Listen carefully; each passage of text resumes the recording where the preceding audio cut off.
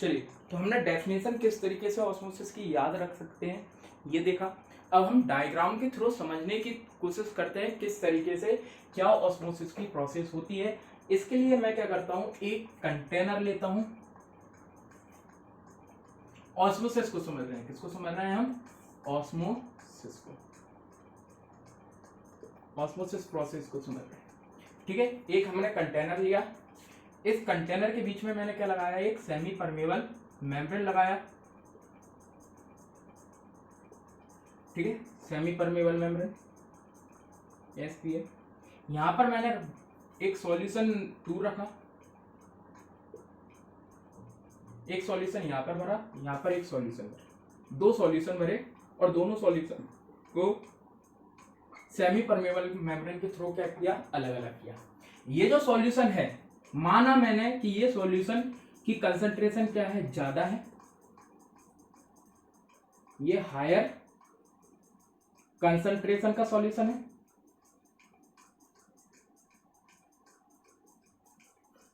मतलब ये concentrated solution है।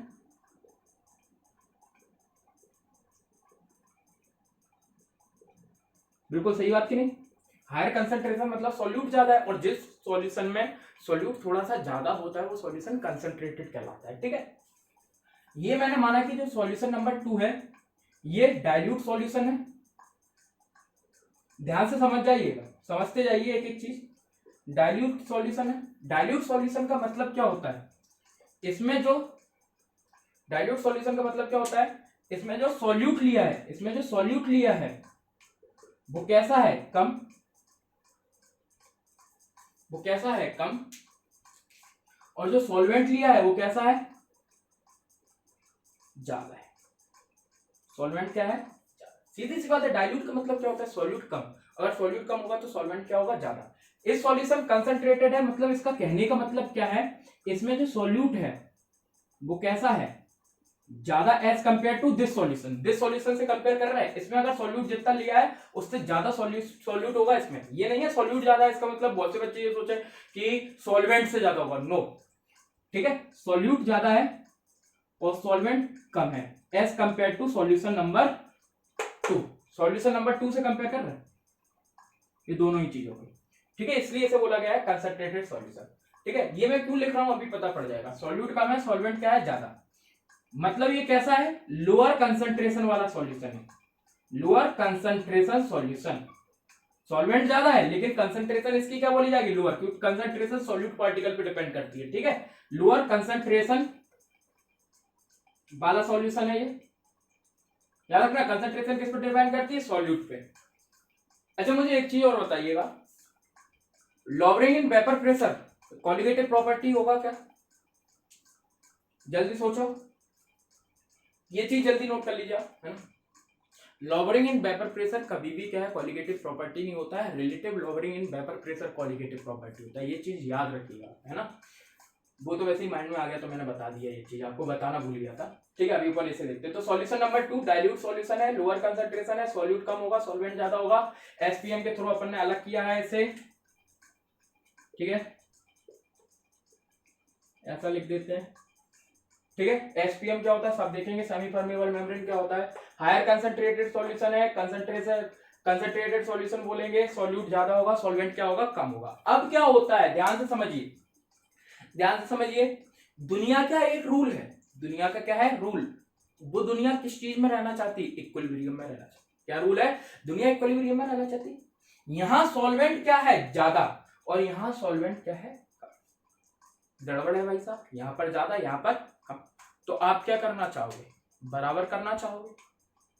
कहां से कहां की ओर बराबर होगा, याद रखो चीजें हमेशा कहां चलती हैं, higher value to its lower value.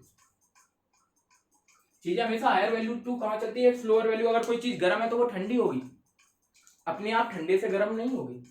अगर आपने चाय रखी है, आप सोचो अपने आप गर्म हो जाए, जब तक आप उसे हीट ना दो, क्या वो गर्म हो पाएगी, नहीं, वो ठंडी हो जाएगी। लेकिन तो हायर वैल्यू थी, टेम्परेचर लो हो गया। ऐसे ही जो एयर होती है, एयर का फ्लो होता है, एयर का क्या होता है, फ्लो होता है। कहां से कहां होता है, हायर प्रेशर से लोअर प्रेशर। कहां होता है, हायर प्रेशर से, गैस या एयर बोलो तो उनका फ्लो होता है हायर वैल्यू टू लोअर। चीजें हमेशा अपनी हायर टू लोअर वैल्यू चलती है। यहाँ पर सॉल्वेंट अपनी किस वैल्यू में है, हायर वैल्यू में है। सॉल्वेंट कहाँ है, हायर, और यहाँ सॉल्वेंट अपनी किस वैल्यू में है, लोअर। सॉल्वेंट को होना क्या है, इक्वल, इक्विलिब्रियम में आना है। तो उसके लिए ये क्या करना चाहेगा, अपनी हायर वैल्यू से कहां चलेगा, लोअर वैल्यू की ओर। कहां चलेगा, लोअर। तो ये अपनी हायर वैल्यू से फ्लो करेगा, ये अपनी हायर वैल्यू मतलब कि सॉल्यूशन नंबर 2 से फ्लो करेगा कहां, सॉल्यूशन नंबर 1 की ओर। सॉल्यूशन नंबर 2 से फ्लो करेगा कहां की ओर, सॉल्यूशन नंबर 1 की ओर। करेगा कि नहीं, क्यों, क्योंकि सॉल्यूशन नंबर 2 कैसा है, लोअर कंसंट्रेशन। देखो डेफिनेशन में मैंने क्या लिखा है, the flow of solvent molecules from lower concentration solution to higher concentration solution, from lower concentration solution to higher concentration solution। बिल्कुल यही लिखवाया है कि नहीं, through a semi permeable membrane, this process is called osmosis। क्यों हो रहा है, सॉल्वेंट कहां जा रहा है, अपने लोअर कंसंट्रेशन से कहां की ओर जा रहा है, अपनी हायर कंसंट्रेशन सॉल्यूशन की तरफ जा रहा है। लोअर कंसंट्रेशन सॉल्यूशन से कहां की ओर जा रहा है, हायर कंसंट्रेशन सॉल्यूशन। कभी कभी बुक में क्या होता है, यहाँ पर लोअर कंसंट्रेशन सॉल्यूशन की जगह प्योर सॉल्वेंट दे देते। प्योर सॉल्वेंट तो सीधी सी बात कंफर्म हो गई, प्योर सॉल्वेंट है तो मतलब कि आपका सॉल्वेंट की ही वैल्यू क्या होगी, ज्यादा। तो अगर लोअर कंसंट्रेशन सॉल्यूशन लिख दूं या प्योर सॉल्वेंट लिख दूं तो भी कोई दिक्कत की बात नहीं है, बात एक ही है। ठीक है, तो ऑस्मोसिस क्या होता है, ऑस्मोसिस की प्रोसेस समझ में आ गई आपको किस तरीके से होता है। अब हम डिस्कस कर लेते हैं ये एसपीएम क्या होता है। एसपीएम होता है सेमी परमेबल मेम्ब्रेन। थोड़ा सा इसे मिटा रहा हूं मैं, जल्दी से आप नोट कर लीजिए, ठीक है, पॉज करके डायग्राम वगैरह बनाना हो तो आप बना लीजिए। कोई दिक्कत किसी को, अगर कोई चीज समझ में ना आए तो आप कमेंट बॉक्स में पूछ सकते हैं मेरे से। अब हमारा टॉपिक है एसपीएम क्या होता है। सर आपने ये तो फ्लो करवा दिया, अब ये जो सेमी परमेबल मेम्ब्रेन लगाई थी इसने सॉल्वेंट मॉलिक्यूल्स का ही फ्लो क्यों होने दिया, सॉल्यूट मॉलिक्यूल्स का फ्लो क्यों नहीं होने दिया। ठीक है, एक्चुअली सॉल्वेंट और सॉल्यूट की प्रेजेंस अगर कंपेयर किया जाए तो सॉल्यूट के पार्टिकल्स का साइज थोड़ा सा बड़ा होता है। सॉल्यूट पार्टिकल्स का साइज बड़ा होने के कारण ये एसपीएम को पार नहीं कर पाते हैं। सॉल्वेंट पार्टिकल्स का साइज क्या होता है, छोटा होता है, तो ये इजीली क्या कर जाते हैं, फ्लो कर ले जाते हैं। बहुत सी थ्योरीज भी हैं, 4-5 थ्योरी हैं जो ये एक्सप्लेन करती हैं कि क्यों सॉल्यूट का फ्लो नहीं होता है और सॉल्वेंट पार्टिकल्स का फ्लो हो जाता है, किसके थ्रू, एसपीएम के थ्रू। ठीक है, तो वो थ्योरीज को आप छोड़िए, आप बस याद रखिए एसपीएम क्या होता है। एसपीएम सेमी परमेबल मेम्ब्रेन क्या होता है, सेमी परमेबल मेम्ब्रेन। मेम्ब्रेन मतलब क्या होता है, छन्नी, जो क्या करती है, चीजों को छानती है। ठीक है, छन्नी में मैंने क्या किया, एक पानी में मैंने कंकड़ मिला के छन्नी से छानने की कोशिश की, तो पानी तो क्या हो जाएगा, छन्नी तो जानते होगा फिल्टर करने के लिए, तो पानी तो फिल्टर हो जाएगा, लेकिन वो कंकड़ कहाँ रह जाएंगे, छन्नी के ऊपर। क्यों, क्योंकि उनका साइज क्या था, बड़ा था। इसी तरीके से एसपीएम सेमी परमेबल मेम्ब्रेन में क्या होता है, सॉल्यूट पार्टिकल का साइज बड़ा होने के कारण वो सॉल्यूट पार्टिकल्स का फ्लो नहीं करवाता, लेकिन सॉल्वेंट पार्टिकल्स का फ्लो करवाता। तो एसपीएम क्या होता है, the membrane in which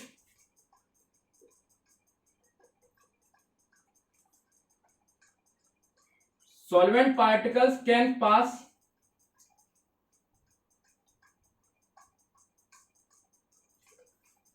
pass through it, but it does not allow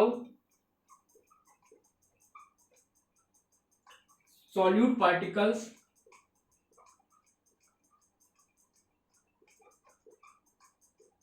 to flow through it। ठीक है, the membrane in which solvent particles, या द मेम्ब्रेन विच अलाउज, ये भी लिख सकते हो, the membrane which allows only solvent particles to pass through it. The membrane which allows only solvent particle to pass through it but does not allow solute particle to pass through it is called semi permeable membrane। नाम से ही समझ में आ रहा है, semi. देखो solution के दो part होते हैं, सॉल्यूट और सॉल्वेंट। कौन कौन से पार्ट होते हैं, सॉल्यूट और सॉल्वेंट।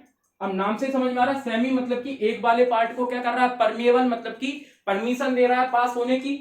तो किस वाले पार्ट को परमिशन दे रहा है, ओनली सॉल्वेंट। सॉल्यूट वाले पार्ट को परमिशन नहीं दे रहा कि आप पास नहीं होगे। तो ऐसी मेम्ब्रेन जो ओनली सॉल्वेंट पार्टिकल्स को पास होने देती है। The membrane which allows only solvent particle to pass through it but does not allow solute particle to pass through itself, ठीक है, is called SPM, is called SPM, semi permeable membrane. तो semi permeable membrane वो membrane होती है जो solution में से solvent particle को तो पास हो जाने देती है लेकिन सॉल्यूट पार्टिकल्स को पास नहीं होने देती, क्या कहलाती है, सेमी परमेबल मेम्ब्रेन कहलाती है, ठीक है। एग्जांपल देख लेते हैं हम सेमी परमेबल मेम्ब्रेन के।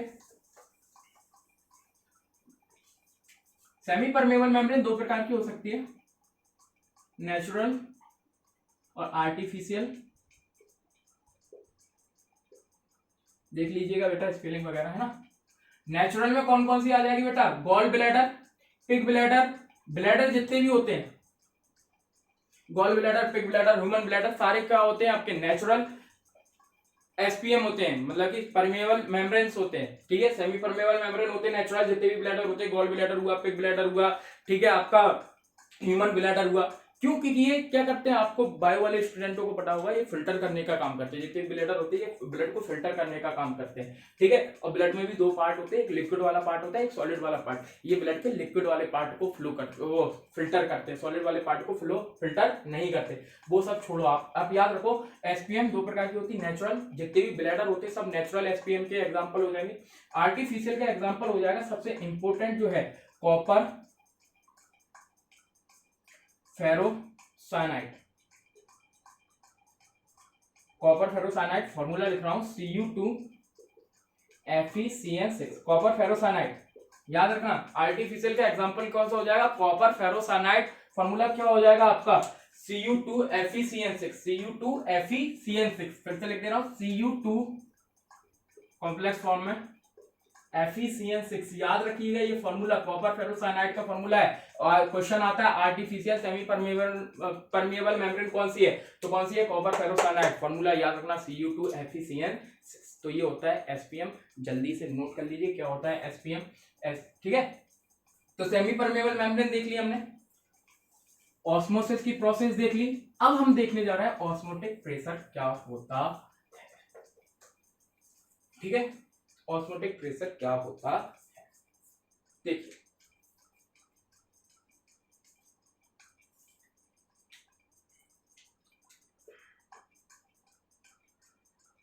दो डायग्राम से मैं समझाऊंगा आपको, है ना, दो डायग्राम्स। एक काम करो, अच्छा ऑस्मोसिस के कुछ एग्जाम्पल भी होते हैं, ऑस्मोसिस के कुछ एग्जाम्पल भी होते हैं, ये और मैं बता दे रहा हूँ जो आपसे कई और ऑब्जेक्टिव के फॉर्म में आपसे पूछे जा सकते हैं। जैसे मैंने क्या किया, एक सॉल्यूशन लिया, इसमें मैंने अंडे को रखा, पहले मैंने अंडे को रखा HCl में, किसमें रखा, HCl में। तो अंडे का जो व्हाइट वाला कवर होता है वो क्या हो जाएगा, उतर जाएगा, ठीक है। अब जो अंडा आया मैंने उसको एक सॉल्यूशन में रखा,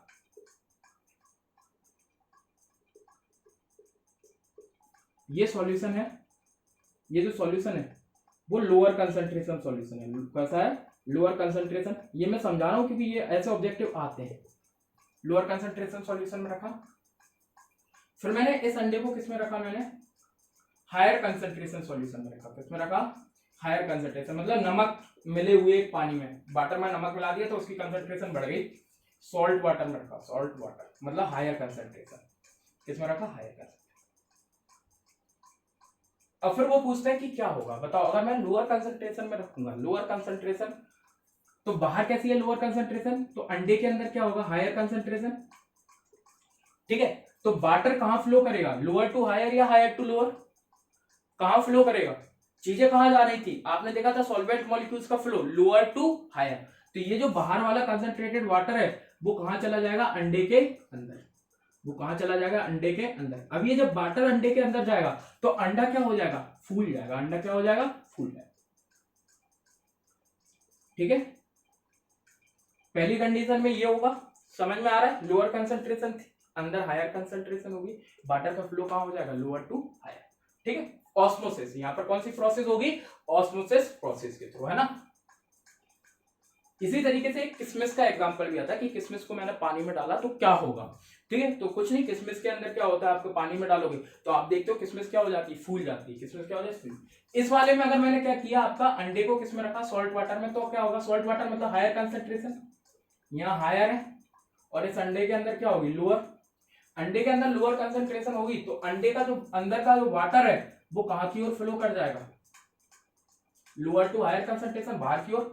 तो ये अंडा का आकार क्या हो जाएगा, egg will shrink, egg will shrink, पतला हो जाएगा। एग विल स्वेल, फूल जाएगा, एग विल स्वेल। इस कंडीशन में फूलेगा, इस वाली कंडीशन में क्या होगा, श्रिंक हो जाएगा। तो ये एग्जांपल आते हैं, इसलिए मैंने आपको बता दिया, थोड़ा सा ध्यान रख लीजिएगा। अब इसके बाद देखते हैं हम ऑस्मोटिक प्रेशर, मिटा रहा हूं मैं, है ना। ऑस्मोटिक प्रेशर किसमिस वाला एग्जांपल तो कम आता है, अंडे वाला आता है ज्यादा, इसलिए मैंने आपको बता दिया। ऑस्मोसिस प्रोसेस पे बेस्ड होता है ये, है ना। ऑस्मोटिक प्रेशर क्या होता है, ऑस्मोटिक प्रेशर क्या होता है, the excess pressure which is used to, अगर समझो, मैं डेफिनेट से बताने से पहले, मुझे ऑस्मोसिस की प्रोसेस को रोकना है, मुझे ऑस्मोसिस की प्रोसेस को रोकना है, मतलब जो सॉल्वेंट क्या है फ्लो कर रहे हैं, जो सॉल्वेंट क्या कर रहा है फ्लो कर रहा है, उसे रोकना है। तो उसे रोकने के लिए मुझे क्या करना पड़ेगा, एक एक्सेस प्रेशर लगाना पड़ेगा। जैसे ये है, ये सेमी परमेबल मेम्ब्रेन है, यहां से मान लो सॉल्वेंट मॉलिक्यूल्स का क्या हो रहा है, फ्लो। इस सॉल्यूशन 1 से, अभी सॉल्यूशन 2 लिया था, सॉल्यूशन 2 से सॉल्यूशन 1 की ओर।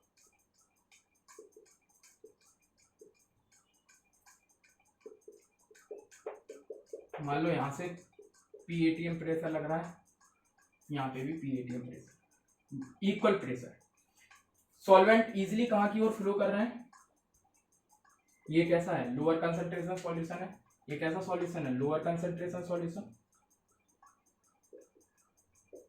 और ये है हायर कंसंट्रेशन। तो लोअर कंसंट्रेशन की कहाँ की ओर कर रहे हैं, लोअर कंसंट्रेशन से हायर कंसंट्रेशन।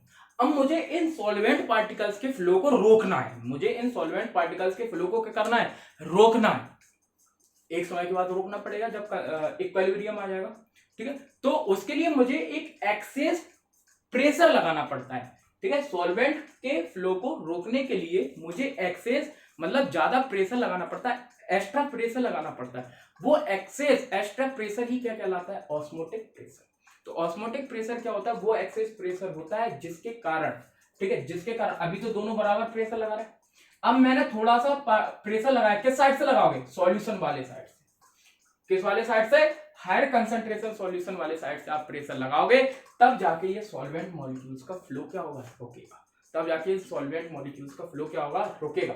तो आप इस वाले साइड से आपने ये एक्सेस प्रेशर लगा दिया, आपने मान लो पाई एक्सेस प्रेशर लगाया।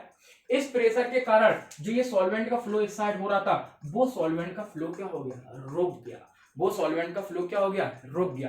तो वह एक्सेस प्रेशर जिसके कारण सॉल्वेंट मॉलिक्यूल्स का फ्लो लोअर कंसंट्रेशन से हायर कंसंट्रेशन की तरफ, या फिर प्योर सॉल्वेंट टू सॉल्यूशन, अगर इसको लोअर कंसंट्रेशन की जगह प्योर सॉल्वेंट भी ले सकता हूं, तो वो एक्सेस प्रेशर जिसके कारण ये सॉल्वेंट मॉलिक्यूल्स का फ्लो रुक जाता है, ये सॉल्वेंट मॉलिक्यूल्स का फ्लो रुक जाता है, क्या कहलाता है, ऑस्मोटिक प्रेशर कहलाता है। या फिर ये बोले ऑस्मोसिस की प्रोसेस को रोकने के लिए, ठीक है, या सॉल्वेंट के मॉलिक्यूल्स के फ्लो को रोकने के लिए जो एक्सेस प्रेशर आपको अप्लाई करना पड़ता है, वो क्या कहलाता है, ऑस्मोटिक प्रेशर कहलाता है। ये एक प्रकार का हाइड्रोस्टेटिक फोर्स होता है या प्रेशर होता है, ये एक प्रकार का हाइड्रोस्टेटिक प्रेशर होता है। ये क्या होता है, एक प्रकार का हाइड्रोस्टेटिक प्रेशर होता है, ठीक है। ऑस्मोटिक प्रेशर क्या है, एक हाइड्रोस्टेटिक प्रेशर, याद रखना। ये क्या होता है, एक प्रकार का हाइड्रोस्टेटिक क्या होता है, प्रेशर होता है, जो अप्लाई किया जाता है जब सॉल्वेंट मॉलिक्यूल्स के फ्लो को आपको क्या करना हो, रोकना हो। आपको सॉल्वेंट पार्टिकल्स के फ्लो को क्या करना हो, रोकना हो, तब आपको क्या करना पड़ता है, ये प्रेशर लगाना पड़ता है। तो ठीक है, आपको समझ में आया ऑस्मोटिक प्रेशर क्या होता है। ऑस्मोटिक प्रेशर वह एक्सेस प्रेशर होता है जिसको अप्लाई करने पर सॉल्वेंट मॉलिक्यूल्स का फ्लो क्या हो जाता है, रुक जाता है। वो क्या हो जाता है, रुक जाता है। क्या कहलाता है, आपका ऑस्मोटिक प्रेशर कहलाता है। क्या कहलाता है, ऑस्मोटिक प्रेशर। ठीक है, ध्यान से समझिए फिर से। तो मैं क्या कर रहा हूं,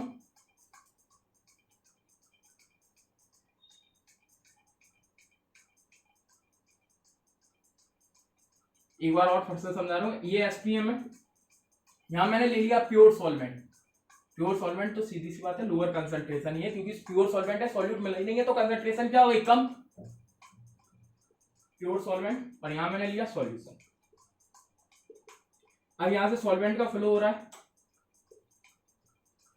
दोनों साइड इक्वल प्रेशर लग रहा है। अभी कुछ ना कुछ प्रेशर तो लग ही रहा होगा, सीधी सी बात है। यहाँ पर भी जितना लग रहा होगा उतना यहाँ लग रहा होगा। मान लो यहाँ PATM लग रहा है प्रेशर, तो इस वाले पार्ट पे भी, सॉल्यूशन पे भी PATM लग रहा होगा, क्लोज कंटेनर। तो अभी सॉल्वेंट का फ्लो कहाँ हो रहा है, सॉल्यूशन की तरफ, ठीक है। अब मुझे इस फ्लो को रोकना है, इस फ्लो को क्या करना है, रोकना है। तो मुझे यहां से क्या करना पड़ेगा, यहां से क्या करना पड़ेगा, प्रेशर लगाना पड़ेगा। यहां से इस वाले साइड से क्या लगाना पड़ेगा, प्रेशर। तो सॉल्यूशन वाले साइड से जो मैं एक्सेस प्रेशर लगाऊंगा, मान लीजिए मैंने एक्सेस प्रेशर लगाया पाई, मान लीजिए मैंने एक्सेस प्रेशर क्या लगाया, पाई, जिसके कारण ये सॉल्वेंट, मैं यहां से अगर प्रेशर लगा दूंगा तो ये सॉल्वेंट का फ्लो अब इस साइड नहीं हो पाएगा। यहाँ प्रेशर लग रहा है, जैसे आप इस साइड जाना चाह रहे हो, यहां से ये प्रेशर लग रहा है, तो ये क्या कर रहा है, आपके आने को क्या कर रहा है, रोक रहा है, आपके आने को क्या कर रहा है, रोक रहा है, ठीक है। वही एक्सेस प्रेशर क्या कहलाता है, ऑस्मोटिक प्रेशर कहलाता है। तो क्या होता है, the excess pressure which is applied from the side of solution, the excess pressure which is applied from the side of solution to stop the flow of solvent या to stop the process of osmosis is called osmotic pressure. The excess pressure which is applied from the side of the solution to stop the process of osmosis is called osmotic pressure. It is denoted by pi. It is denoted by pi. ठीक है। अब एक process होती है जिसे बोला जाता है रिवर्स ऑस्मोसिस। क्या बोला जाता है, रिवर्स ऑस्मोसिस, ठीक है। रिवर्स ऑस्मोसिस में क्या होता है, मैं ऑस्मोसिस की प्रोसेस को रिवर्स कर दूं। अभी सॉल्वेंट का फ्लो कहां हो रहा था, इस साइड, अब सॉल्वेंट कहां फ्लो होने लगे, सॉल्वेंट से, अभी प्योर सॉल्वेंट से सॉल्वेंट का फ्लो कहां हो रहा था, सॉल्यूशन की तरफ। अब मुझे सॉल्यूशन से कहां करना है, प्योर सॉल्वेंट, या फिर मैं बोलूं अभी लोअर कंसंट्रेशन से कहां हो रहा था, हायर कंसंट्रेशन।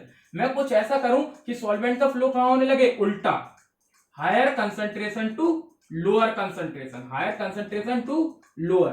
तो इस प्रोसेस को बोला जाएगा रिवर्स ऑस्मोसिस। क्या बोला जाएगा, रिवर्स ऑस्मोसिस। रिवर्स ऑस्मोसिस में क्या होता है, ऑस्मोसिस की प्रोसेस रिवर्स हो जाती है। ऑस्मोसिस की प्रोसेस में क्या होता है, हायर, लोअर कंसंट्रेशन से चीजें कहां जा रही थी, हायर। रिवर्स ऑस्मोसिस में जो सॉल्वेंट का फ्लो होगा वो हायर कंसंट्रेशन से कहां होगा, लोअर कंसंट्रेशन। तो रिवर्स ऑस्मोसिस में क्या होता है, सॉल्वेंट का फ्लो कहां होता है, higher to, higher concentration solution to lower concentration, कहां होता है, लोअर कंसंट्रेशन। जबकि ऑस्मोसिस में क्या होता, lower to higher, lower to higher. ऐसा क्यों हुआ, देखो अभी मैंने पाइप प्रेशर लगा के, अभी मैंने पाइप प्रेशर लगा के सॉल्वेंट के फ्लो को मैंने रोका है, मैंने पाइप प्रेशर लगाया तो ये सॉल्वेंट का फ्लो रुक गया। अब मैं पाई से थोड़ा और ज्यादा लगाऊं, मतलब मैं ऑस्मोटिक प्रेशर से थोड़ा और ज्यादा प्रेशर लगा दूं, मतलब अभी मैंने ये प्रेशर लगाया, मान लो मैंने 10 ATM प्रेशर लगाया, तो ये फ्लो रुक गया। अगर मैं और ज्यादा प्रेशर लगाऊंगा तो ये फ्लो रिवर्स भी हो जाएगा, ये फ्लो क्या हो जाएगा, रिवर्स। तो मैं अगर ऑस्मोटिक प्रेशर से ज्यादा प्रेशर लगाता हूं, अगर मैं ऑस्मोटिक प्रेशर से ज्यादा प्रेशर अप्लाई कर दूं तो ये प्रोसेस किसमें कन्वर्ट हो जाएगी, रिवर्स ऑस्मोसिस में कन्वर्ट हो जाएगी। किसमें कन्वर्ट हो जाएगी, रिवर्स ऑस्मोसिस। इसी आरओ के ऊपर आपके बेस्ड आपने देखोगे वाटर प्यूरिफायर्स यूज होते हैं घरों में, ठीक है। तो रिवर्स ऑस्मोसिस प्रोसेस के लिए आपको जो प्रेशर अप्लाई करना पड़ेगा वो मस्ट बी ग्रेटर देन होना चाहिए osmotic pressure. For RO condition याद रखना, रिवर्स ऑस्मोसिस के लिए कंडीशन क्या होगी, the pressure applied must be greater than osmotic pressure. जो आप प्रेशर अप्लाई कर रहे हो वो ऑस्मोटिक प्रेशर से ज्यादा कर दोगे तो आपका ऑस्मोटिक प्रेशर पे तो सिर्फ सॉल्वेंट का मॉलिक्यूल्स का फ्लो रुकेगा, लेकिन ऑस्मोटिक प्रेशर से भी ज्यादा आपने प्रेशर लगा दिया तो आप समझ जाना वो प्रोसीजर क्या हो जाएगा, पलट जाएगा और ऑस्मोसिस किस में कन्वर्ट हो जाएगा, रिवर्स ऑस्मोसिस में कन्वर्ट हो जाएगा, ठीक है। तो रिवर्स ऑस्मोसिस के लिए आपको क्या करना पड़ेगा, ऑस्मोसिस से भी ज्यादा क्या लगाना पड़ेगा, ऑस्मोटिक प्रेशर से भी ज्यादा प्रेशर लगाना पड़ेगा। तो ऑस्मोसिस की प्रोसेस क्या हो जाती है, रिवर्स, हायर कंसंट्रेशन से सॉल्वेंट का फ्लो कहां होने लगता है, लोअर कंसंट्रेशन की तरफ, ठीक है। इसे बोला जाता है रिवर्स ऑस्मोसिस प्रोसेस। ये घरों में आरओ वगैरह का यूज होता है।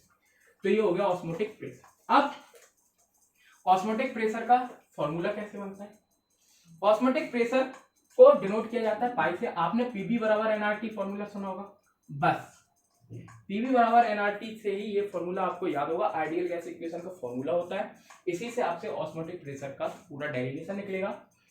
कैसे निकलेगा, पीबी की जगह मैं रख दूं पाई, प्रेशर है, ऑस्मोटिक प्रेशर रख दिया, पाई भी एनवीआरटी, एनवीआरटी मतलब moles of solute, moles of solute, ठीक है।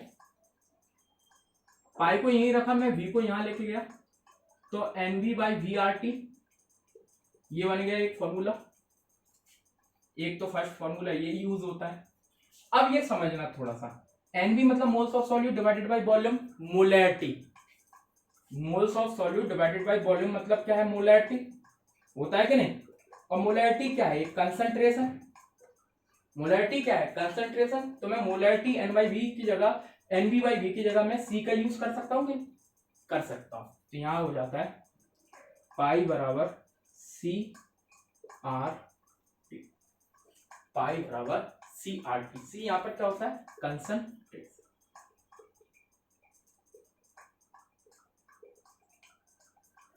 ठीक है, दूसरा फॉर्मूला ये हो गया। तीसरा वाला फॉर्मूला देखिए, एनबी मोल्स ऑफ सॉल्यूट को क्या लिख सकता हूं, डब्ल्यू बी अपॉन एमबी। भैया मोल्स ऑफ सॉल्यूट क्या होगा, given mass of solute divided by molecular mass of solute. अगर मैं यहां पर पुट करूं तो पाई का फॉर्मूला क्या बनेगा, W B upon M B divided by V into R. ठीक है, तो ये फॉर्मूला बन जाएगा आपका pi equal to W B upon M B into V into formula number लिख लीजिए। इन फॉर्मूले के ऊपर आपसे न्यूमेरिकल पूछे जाएंगे। ठीक है, तो अपन इनके ऊपर न्यूमेरिकल करेंगे। तो ये होते हैं ऑस्मोटिक प्रेशर के फॉर्मूले। ऑस्मोटिक प्रेशर क्या होता है, the excess pressure which is used to apply, the excess pressure which is used to stop the process of osmosis is called osmotic pressure. It is denoted by pi, pi v बराबर RT, and RT n क्या होता है, number of moles of solute, R क्या होता है gas constant, T क्या होता है आपका टेम्परेचर। ठीक है, तो ये आपका पूरे फॉर्मूले बन गए, देख लीजिए कोई भी दिक्कत आए। अब हम देखेंगे एक चीज और आती है, एंटी फ्रीजिंग मिक्सचर। एक क्या होता है, anti freezing mixture. Anti freeze, freeze मतलब जमने से रोकना, एंटी फ्रीज। एक्चुअली क्या होता है, जो कोल्ड कंट्रीज होती हैं, एंटी फ्रीज मिक्सचर आप याद रखना, ये आप नोट कर लीजिए जल्दी, स्क्रीनशॉट ले लिया करो आप, या पॉज कर लिया करो, है ना, उसके बाद ले लिया करो। एंटी फ्रीज मिक्सचर,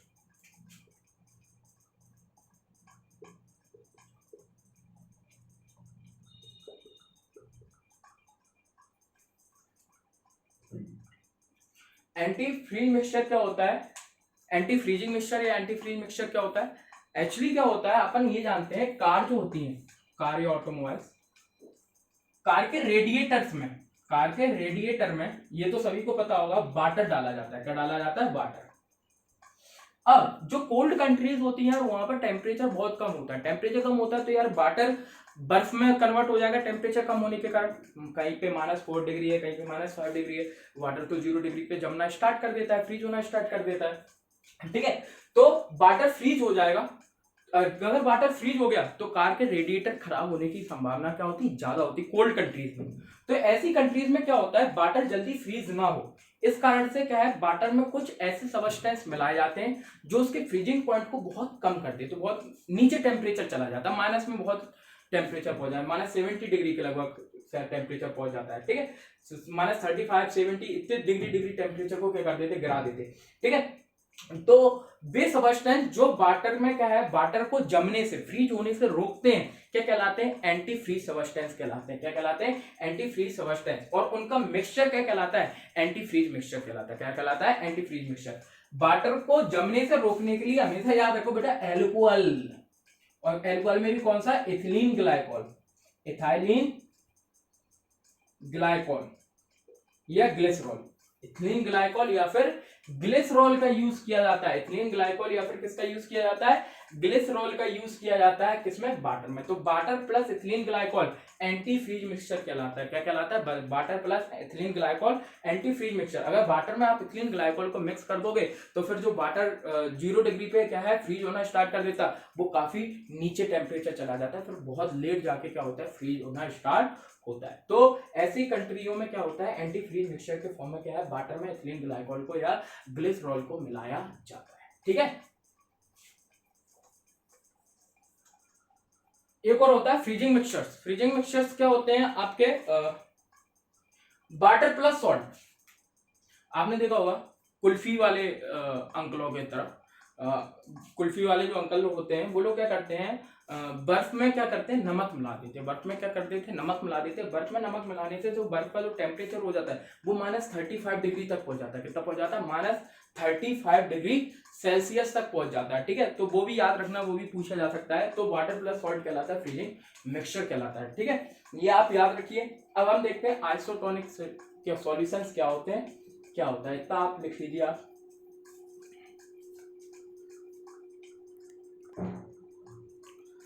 ठीक है बेटा, अब हम जो नेक्स्ट टॉपिक लेके आएंगे उसमें आइसोटोनिक सॉल्यूशन के बारे में बताएंगे। पाई 1 बराबर पाई 2 होता है, तो आइसोटोनिक सॉल्यूशन कहलाता है, क्या होता है क्या नहीं होता है बताऊंगा मैं, है ना आपको। आज के लिए इतना ही काफी रखते हैं। ठीक है, नेक्स्ट लेक्चर जो आएगा उसमें आइसोटोनिक वगैरह के बारे में डिस्कस करेंगे और न्यूमेरिकल सोल्व करेंगे। और क्या करेंगे हम, न्यूमेरिकल, थोड़ा सा वो थ्योरी बताना है और फिर न्यूमेरिकल सोल्व करेंगे, क्योंकि वीडियो की लेंथ बहुत बड़ी हो रही है इसलिए मैं थोड़ा सा शॉर्ट करके बता रहा हूँ ना। लिख लीजिए आप। Thank you very much.